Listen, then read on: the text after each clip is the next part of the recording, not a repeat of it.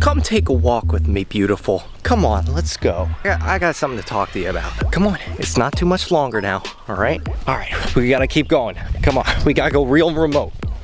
Oh, man, okay. Come on, almost there. Come on. Oh, not too much longer now. All right, okay, all right. Are we good enough? I have nowhere to put my camera. All right, we can talk here with no one else around. Adobe. Let's walk down. That's pointy. Ow. That's pointy. Ow. Ooh, bastard. Not working. I don't like this lighting. I don't like this lighting. I gotta find a better. I want to find a bit. There's like nothing out here, man. You know what? Screw it. We're sitting down. All right. We're going vlog style with it. So I've been working with Adobe software for probably close to 10 years. So that's nearly a decade of my life learning the Adobe software, you know, creating artwork on it, pretty much using it exclusively for my graphic design, for my photography, and for my videography. And recently there have been some developments that everyone is beyond pissed about. Everyone's been talking about it. It has been non-stop being shoved on my feed, and I'm sure everyone else is. I mean, even if you're not into graphic design, or you're not an artist or a creative or a content creator, you've probably heard about it. And that's because Adobe thinks that they can treat people like cattle. I have nipples, Greg. Could you milk me? Like farm animals that just provide them not only with money, but with their hard-earned intellectual property. Like just milking the teats of their creative audience. Just completely siphoning, just suckling all the intellectual property they can out of creatives. And that's why I'm debating switching, because everyone else is debating switching. There are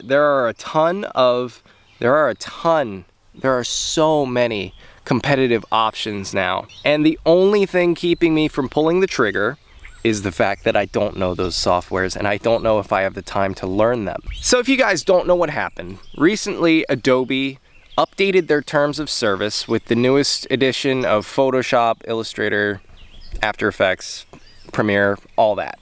The main problem everyone's having with this is that the terms of service are so ridiculous. I mean, it's literally got their most loyal subscribers, loyal customers moving away from Adobe. Anything you make on our apps, we have the right to look through it, use it however we want, sell it to whoever we want. It has third-party licensing in the description that they provided. It's citing machine learning as the umbrella that this is all under.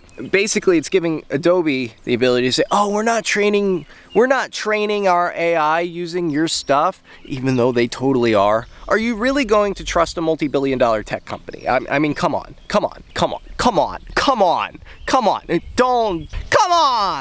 All right, just assume they're doing it. They put it, whatever a company puts on paper, they can use to the fullest extent of, they can and will use it to the fullest extent that the terms of service allows them. They're never going to not take advantage of something that's going to make them more money to save face, and that's Adobe's reputation. And that kind of goes into, you know, whether or not companies are really run by people or if they're a separate entity that just runs autonomously for its own self-interest. Because if a person does that, we call them a sociopath. They basically blocked usage of their apps until you agree to their terms of service, which I don't even remember agreeing to, but I saw a little thing pop up for it.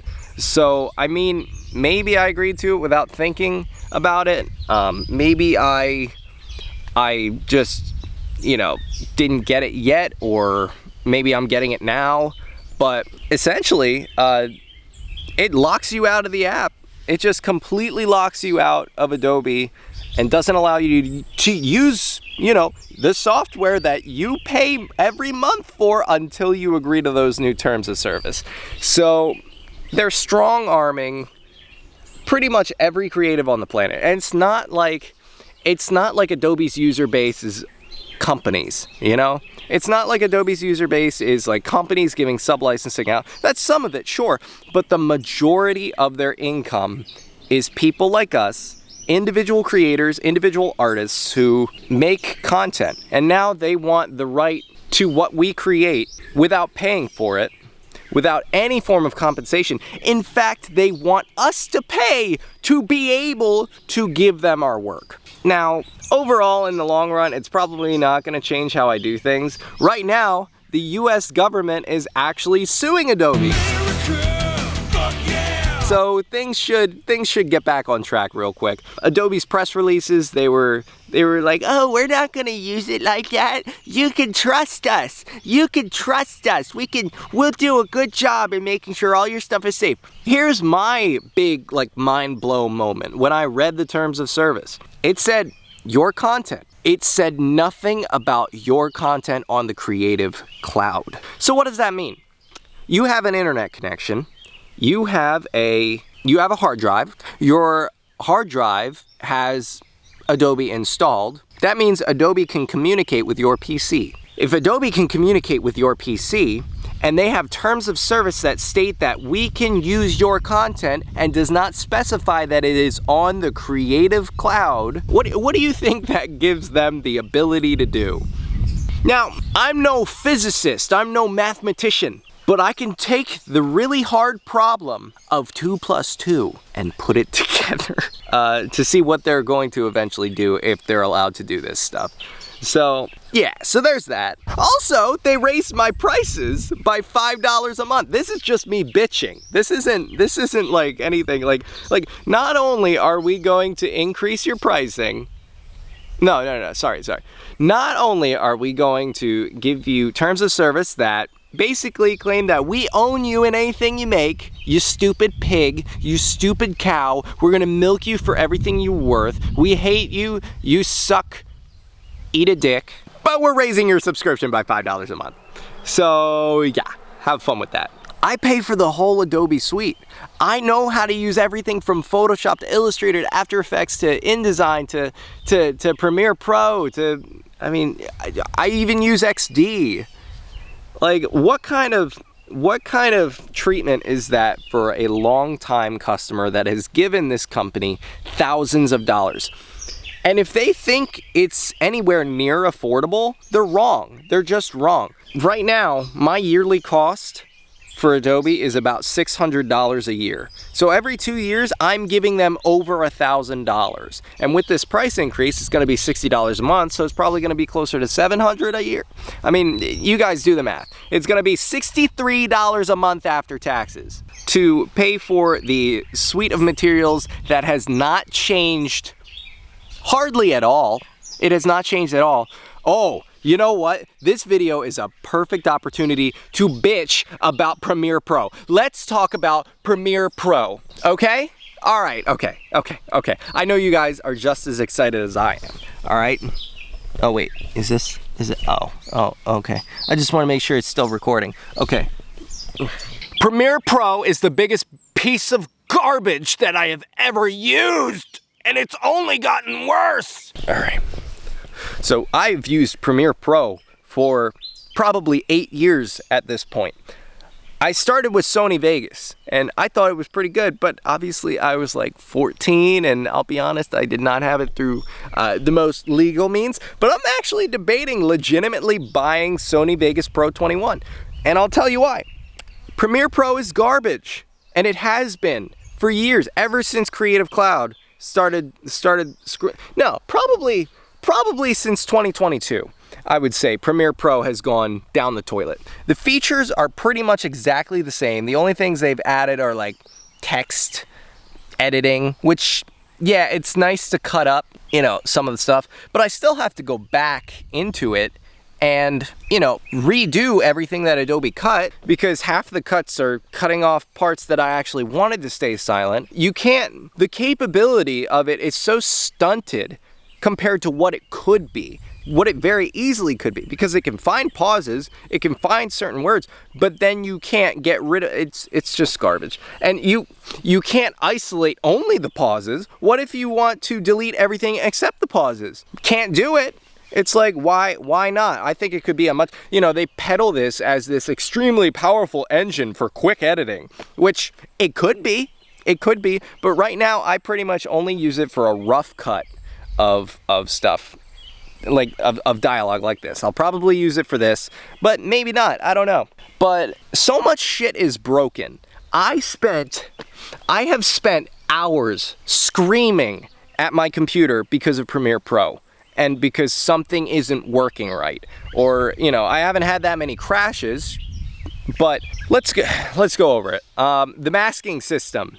All right, the masking system is terrible in Premiere Pro. I can't do half of the shit that I can do in After Effects, for example, with just basic masking. I'm not talking about any special effects or anything like that. I know Premiere Pro is not a compositing software, but there's no reason why the keyframe options in After Effects are not also moved over to Premiere Pro. There's no reason for it. Trying to create a shape around someone is annoying. Trying to create a shape around someone is so annoying. Half of the time, I'll try and drag the shape around and it'll create a Bezier handle. It'll just create it. And I'm like, what the hell? I don't want this. I just want to make a new point. I just want to move a point that I already have. It's not intuitive. It could be a lot better. And also, good luck keyframing. Good luck keyframing your masks. It's garbage. It's garbage. Garbage. All right. And the way you have to specifically do things sometimes or select something, it's completely unintuitive. Maybe it's just my personal workflow that isn't working, but I shouldn't have to tailor. I should be able to tailor the software to my workflow. Sorry for getting heated about that. But okay, next point. Enough about that. Enough about that. Next point, the effects and presets. I had a project that I had to get done quick, and I wanted to use the Adobe presets that have been around forever. And typically for quick transitions, what I like to do is I like to use, a transform effect, distort transform. It just basically does the same thing as motion, except you have shutter angle options, and you can make it motion blurry, and boom, good to go. I created a preset on one project. Okay, all right, this is good. This is nice. This is good. Then I complete the project. All right, I have this for next time. I go to the next project, and I'm editing just a very, very simple Q&A on another channel. So I try using the effect on some simple PNGs. I put the PNG of the comment on there. I apply the effect. The screen starts flickering. Screen starts freaking flickering every time I put the effect on an instance of one of the screenshot comments. And I'm like, what the hell's going on? So I just assume it's a rendering error in the preview window. So then I get done editing this thing. It's like half an hour long, and then I export. So I export, and then what do you know? Oh, there's a render error. My GPU can't render it. Oh, frame 254 or 2 minutes 54 seconds or whatever it is. Oh, interesting. That's interesting. I try and render it again. I try and turn off graphic acceleration. I try and turn off everything. I turn off the effects. It renders just fine. I turn back on the effects. The freaking native transform effect in Premiere Pro is causing a render issue. It's not a plugin. It's just something that's been there for years. For years, maybe even a decade. Maybe it's been there for God knows how long. So I have to remove all the presets. The whole point of presets is to make things faster, and it has now wasted me 2 hours of time trying to debug, trying to fix it, which I could not fix. So I just cannot use that effect, which that may be a localized issue. I don't know. It doesn't matter. I don't care. The point is, this software is decades old. The actual layout has been the same for decades. They haven't made any significant changes to the way the software functions for decades. So why are we paying more and more and more and more every month?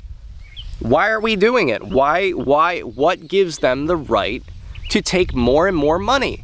Oh, well, we've offered you new features. Yeah, well, the old ones don't even work anymore. I just want my software to work. You'd actually get a better experience pirating Adobe products. So what do you do? Alright, ye scallywags, leave nothing behind. Everything they got, board the vessel. My teeth are falling out. I don't know. You guys do what you want, but I just wanted to give an update on my perspective of the whole Adobe situation. I'm glad they're getting sued by the US government. You know, it's the one time where I can go, thank you, Uncle Sam, you finally did something for me. You know, except for the freaking drone ban that's going on. Like, what the hell? But anyways, guys, I literally just wanted to bitch about Adobe. Just decided to get in front of the camera, bitch about it. Let me know if you guys are having any issues with Adobe. I want to hear your stories. Hopefully, as a collective, as creatives, we can do something about this and change the way people treat us, change the way companies do these stupid subscription models, because there's no incentive for proper improvement. There's no respect for people who are the lifeblood of their business, and that's just the way it is. They've proven that. So, all right, I'm gonna get going. Make sure to like and subscribe. I'm gonna try and release more content soon, and yeah, I will see you guys later. All right. I almost said Master of Artworks out. See you guys. All right.